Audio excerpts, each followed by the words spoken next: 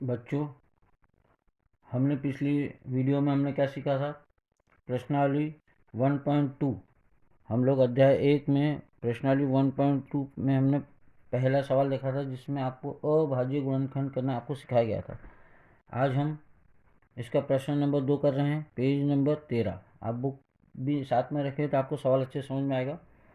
सवाल हमारे पास है, पूर्णांकों के निम्नलिखित युग्मों के एचसीएफ और एलसीएम ज्ञात कीजिए तथा इसकी जांच कीजिए कि ये दो संख्याओं गुणनफल बराबर एचसीएफ गुणा एलसीएम है।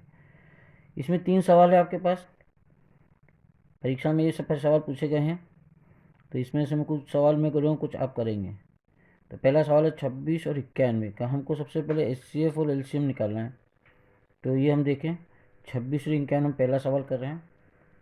अब अभाज्य गुणनखंड के लिए हमको क्या करना पड़ेगा? यहाँ रफ में एक तो 26 का गुणनखंड निकालना है इस प्रकार, और 91 का गुणनखंड निकालना है इस प्रकार। 26 का निकालेंगे, आखिरी में 6 में तो 2 का पड़ा जाएगा, 2 एकम 2 और 2 तिया 6, फिर 13 एकम 13। तो हमें क्या लिख सकते हैं? 26 के गुणनखंड कितने हुए? 2 कितनी बार आया? एक बार। और 13 कितनी बार आया? वो भी एक बार। ऐसे ही इसके अंदर चले हम लोग, इसमें हम गुणनखंड निकालेंगे। इसके अगर आप देखेंगे तो सबसे पहले 7 से पड़ा लगाए, 7 एकम 7, इसमें से 2 बचेंगे तो 21, 7 21 और 13 एकम 13। तो 91 में अगर आप देखेंगे तो 7 एक बार आया है और 13 भी एक बार आया। सबसे पहले एचसीएफ को हिंदी में क्या बोलते हैं? आप लोगों ने 9वीं क्लास में सीखा है। एचसीएफ को हम बोलते हैं हिंदी में महत्तम समापवर्तक। आपने पुरानी क्लासेस में सीखा है महत्तम समापवर्तक, याद आया होगा आपको। ये किसका नाम है? एचसीएफ का। ये इधर मैं रफ कर रहा हूँ। और एलसीएम का क्या नाम है? लघुत्तम समापवर्तक। आप सभी ने सवाल किए हैं पुरानी कक्षाओं में। तो एचसीएफ कैसे निकालेंगे वो आप देखें। एचसीएफ मतलब महत्तम समापवर्तक। ऐसा अभाज्य गुणनखंड जो दोनों संख्या में, दो संख्या है। तो एक 13 दोनों में है, सिर्फ 13 है। अब इसमें से दोनों की घातें जो सबसे कम घात हो वो लेना। अभी तो दोनों की एक एक घात है, तो हम एक घात ही लेंगे। यदि मैं इधर एक रफ में लिख रहा हूँ, अगर एक जगह मान लिया 13 की घात 2 है और एक जगह 13 की घात 5 है, तो हम 13 तो दोनों का कॉमन लेंगे, लेकिन कौन सा वाला इस घात लेंगे? जो छोटी घात है। तो यहाँ दोनों समान, इसलिए कोई बात नहीं, लेकिन हमको अगर अलग अलग घात है तो छोटी घात लेना, ठीक है। ये हमारा रफ वर्क था। तो 13 एक बार आया तो मतलब एचसीएफ हो गया 13। एलसीएम देखें, देखिए 2 आया, अभी कितनी बार आया छोड़ दे, है ना। 2 के बाद 7, 13 दोनों मिलाकर एक ही लिखेंगे। अब इसमें क्या करेंगे? जो सबसे बड़ी घात हो, दोनों में 2 एक ही बार है, 2 की सबसे बड़ी घात एक ही, तो एक ही आएगा। 7 भी एक ही बार आया और 13 भी।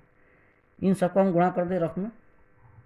2 सत्ते 14, 14 में 13 का गुणा करेंगे, 13 चौक 52, हासिल के 5, 13 के 5 और 18, तेल सब कितना हो गया? 182।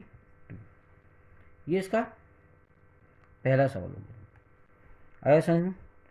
ऐसे कैसे अब मैं सवाल नंबर इसका एक और कर रहा हूँ। एक कर दिया मैंने, दूसरा भी मैं कर रहा हूँ। तीसरा जो आप करेगा, आपका होमवर्क जो आप सॉल्व करेंगे। सवाल नंबर 2 पे चल रहे हैं हम लोग। 510 और 92। तो उसके लिए क्या करना पड़ेगा? हमको गुणनखंड निकालना पड़ेगा रफ में। 510 का हम गुणनखंड निकालें, देखें। 510 का हमको गुणनखंड निकालना पड़ेगा। उसके लिए हमको क्या करना पड़ेगा? 2 से भाग लगाए, 2 दूनी 4, एक बच गया तो 10, 2 पंजे 10 और फिर 2 पंजे 10, फिर 3 से 3 अट्ठे 24, एक बच जाएगा तो 15, 3 पंजे 15। एक बार 2 से लगाया, एक बार 3 से लगा। अब 5 से लगाएंगे, आखिरी में 5 है तो 5 का भाग जरूर जाएगा। 5 एकम 5, 3 बचेंगे तो 5 सत्ते 35, 17 किसी पाड़े में नहीं आता, 17 एकम 17। तो हमारे यहाँ क्या बनेगा? 510 का 2 गुणा 3 गुणा 5 गुणा 7, 17, सभी एक एक बार आए। अब हम निकालें 92 का। आखिरी में 2 तो 2 के पाड़े से ये जरूर जाएगा, 2 के पाड़े से हम बना के देखें। 92 के लिए 2 चौक 8, एक बच गया तो 12, 2 छंग 12, फिर 6 मतलब 2 का पाड़ा जरूर जाएगा, 2 दूनी 4 और 2 तिया 6, अब 23 किसी संख्या किसी भी पहाड़े में नहीं आती है, अभाज्य संख्या, जैसे 23 एकम 23। तो 92 के लिए क्या लिखेंगे, 2 बार आया और 23 एक बार आया। तो सबसे पहले हम क्या निकालेंगे, HCF। HCF कैसे निकालते हैं, ऐसी संख्या है जो दोनों में, जैसे इसके पहले वाले सवाल में देखा था 13 दोनों में था, अब यहाँ कौन सी संख्या दोनों में है, 2 दोनों में। देखिए 2 मेरे दोनों में से लिख दिया। अब इसकी घात 1 है और इसकी घात 2 है, तो कौन सी संख्या लेंगे जिसमें से छोटी घात हो, 1। तो HCF हो गया 2। अब LCM का ध्यान रखें, 2 एक बार लिख लिया हमने, फिर 3, फिर 5, फिर 17 और फिर 23। अब 2 दोनों में घात अलग अलग है, HCF में छोटी घात लेते हैं और LCM में हम कैसे सी घात लेते हैं, बड़ी घात लेते हैं, ये आपको ध्यान रखना है। इसमें हमने 2 बार लिख दिया। गुणा करें, 2 को 2 बार गुणा करेंगे तो 4, 4 तिया 12, 12 पंजे 60, 60 में 17 का गुणा करना पड़ेगा, 17 गुणा करा, शून्य में करा तो शून्य आया, और 17 गुणा 6 में गया, 17 6 कितने होते हैं, 102। तो 102 लिख दिया। अब इसमें हम किससे गुणा करेंगे, 23। अब कुछ गुणा आप भी करें, मैं गुणा आपको बता देता हूँ। 23 का गुणा अगर इसमें 1020 में अगर हम गुणा करते हैं तो इसका उत्तर आएगा 23460। ये आपको करके देखना है।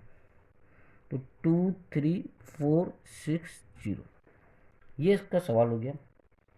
इसमें थर्ड सवाल आपको मैंने होमवर्क में दिया है, आपको थर्ड सवाल आप होमवर्क में करेंगे, ठीक है। अब हम क्या करते हैं, ये वो सवाल जिसमें 2 संख्या है ना। अब हम वो वाला सवाल कर रहे हैं जिसमें 3 संख्या हो। सवाल नंबर 3 देखें, सवाल नंबर 3 देखें, और पेज नंबर आप अपनी बुक में देखेंगे तो पेज नंबर आपको मिलेगा 13 नंबर पे ये सवाल आपको मिलेगा। अब सवाल बिल्कुल सेम वैसे ही है, बस 2 की जगह 3 संख्या आ गई। इसमें भी HCF और LCM निकालना है। पहला सवाल कर रहे हैं, 12 का हम रफ में गुणनफल निकाले, 2 छंग 12, 2 तिया 6 और 3 एकम 3।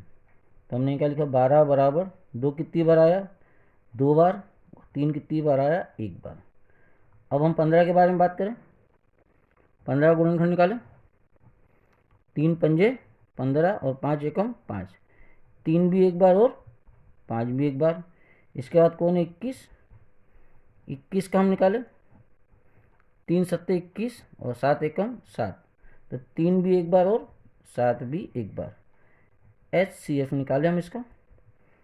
इसके पहले वाले सवाल में हमने देखा था 2 संख्या थी तो 2 जगह आना चाहिए, तीनों में 3 है। देखें सबसे पहले 3 लिख दिया, सबसे छोटी घात तीनों में 1 है तो 1 ही रहने दे, तो HCF हो गया 3। अब हम चलें LCM पे। LCM में हम क्या करेंगे, सभी गुणनखंड लिखेंगे, अभाज्य गुणनखंड। पहले तो 2 लिखेंगे, फिर 3 लिखेंगे, फिर 5 लिखेंगे और फिर 7।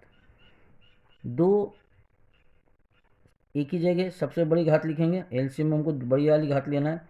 3 सभी में एक समान है तो इसलिए 1 ही रखा, 5 भी 1 ही रखा और 7 भी 1 रखा। 1 लिखने की ज़रूरत नहीं होना चाहिए, वो आपको सिखाने के लिए 1 लगाया गया। अब हमको क्या करना है, गुणा करना है। 2 का 2 बार गुणा करेंगे तो 2 दूनी 4, 4 तिया 12, 12 पंजे 60, है ना। 60 में हम कितने गुणा करें, 60 में हम कितने गुणा करें, 7 से, 0 7 6 42, तो कितना आ गया, 420। ये हमारा सवाल हो गया, सवाल नंबर 1। ऐसी कैसी पहला हो गया, ऐसी कैसी दूसरा भी मैं आपको करके बता रहा हूँ। सवाल नंबर 2, 17, 23 और 29। फिर वही काम करना है हमको रफ में। सबसे पहले गुणनखंड करना है। अब आप देखें 17 भी अभाज्य संख्या है, 23 भी अभाज्य संख्या है और 29 भी। ये किसी भी पहाड़े में नहीं आएंगे, सिर्फ 17 एकम 17, 23 देखेंगे तो 23 एकम 23 और 29 देखेंगे तो 29 एकम 29, क्योंकि ये अभाज्य संख्या किसी भी पहाड़े में नहीं आती। तो 17 का कैसे लिखेंगे, अब सिर्फ 17 नहीं लिखेंगे, नीचे का 1 भी लिखेंगे, 1 गुणा में 17। 23 में लिखेंगे 1 गुणा में 23 29 में लिखेंगे 1 गुणा में 29। एक इसलिए लिखेंगे क्योंकि इनका कोई भी अभाज्य गुणनखंड अगर आप देखेंगे 17, 23, 29 कुछ भी एक जैसा नहीं आएगा। तो जिसमें कुछ भी नहीं होता उसका एचसीएफ कितना होगा? 1। नीचे भी जो एक बचा है ये भी अभाज्य गुणनखंड के रूप में माना जाता है। अब हम चले एलसीएम। अब 1 17, 23 भी एक है और 29 भी एक है। अब इसमें एक लिखने की जरूरत नहीं है, एक तो हमको एचसीएफ की जरूरत पड़ती है। अब हमको क्या करना पड़ेगा? इन दोनों का तीनों को गुणा कर दे तो आपका आंसर आ जाएगा। 23 में 17 गुणा करें, 17 तो 51, हासिल के 5, 17 दूनी 34 और 5 39। ठीक है, अब इसमें हम 29 का गुणा करें। अब ये गुणा आपको करके रखना है, मैं आपको उसका गुणनखंड बता देता हूँ। उसका गुणनखंड कितना है? गुणन करने पर 11339, तो 11,339। तो इसका थर्ड नंबर का सवाल आपके लिए क्या हो जाएगा? होमवर्क हो जाएगा। तो आज हमने एलसीएम और एचसीएफ के सवाल किए हैं इस वीडियो में। अगली बार अगली कक्षा में हम इसके आगे के सवाल देखेंगे इस प्रश्नावली में। ठीक है, तब तक आप इसको करें और जो आपको होमवर्क में सवाल आप उसको करें और इसमें कमेंट्स में अपने नाम जरूर लिखें नीचे, आपने जिसने ये सवाल किया है। आप मुझसे इसमें सवाल कमेंट्स में भी पूछ सकते हैं इसमें कहाँ दिक्कत आ रही है आपको। ठीक है।